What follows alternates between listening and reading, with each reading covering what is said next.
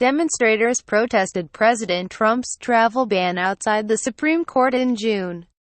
A federal appeals court on Thursday reopened the country's door to thousands of refugees who had been temporarily blocked by President Trump's travel ban, and also upheld a lower court decision that had exempted grandparents and other relatives from the ban. The ruling, from the United States Court of Appeals for the Ninth Circuit in Seattle, was cheered by refugee resettlement organizations, and clarified, for now, who was covered by the ban.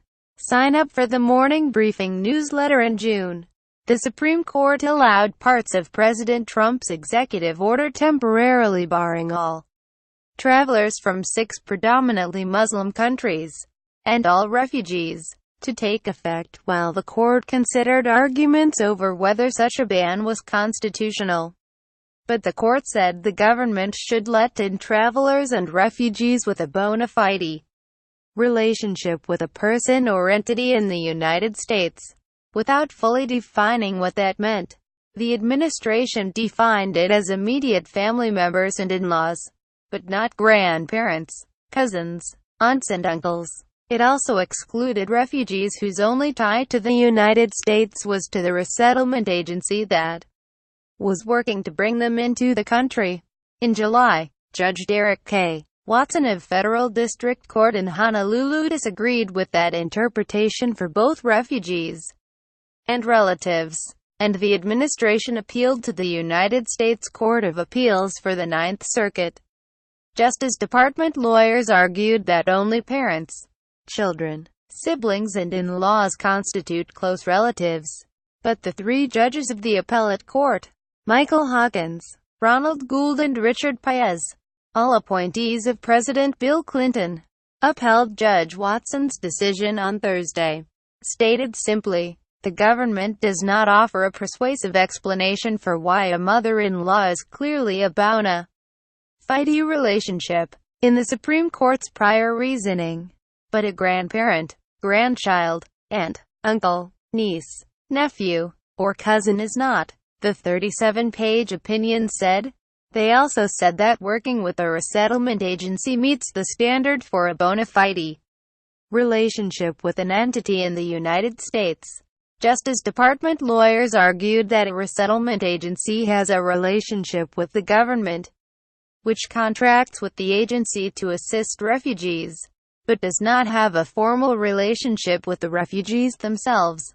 In rejecting that claim, the judges wrote, a resettlement agency provides pre-arrival services for a formally assured refugee and engages in an intensive process to match the individual to resources even before the refugee is admitted.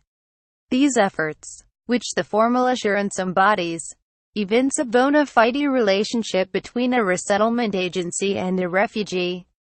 In a statement, a Justice Department spokesman said the agency would appeal the decision.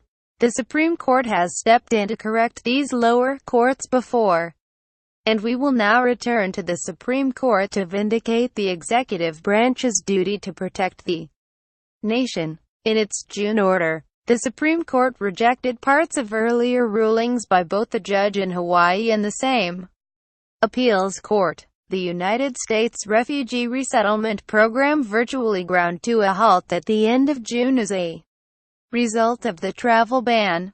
Since then, the government has frozen the applications of individuals already assigned to a resettlement agency, unless they could show ties to a close family member in the United States.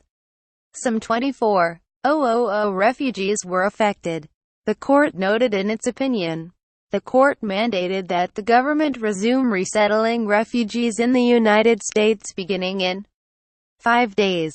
Becca Heller, director of International Refugee Assistance Project, an organization that provides free legal assistance to refugees abroad and has sued the government over the ban, said Thursday, I am thrilled that 2 courts have now recognized the importance of the decades-old relationship between refugees and the American families, communities and organizations that help them resettle.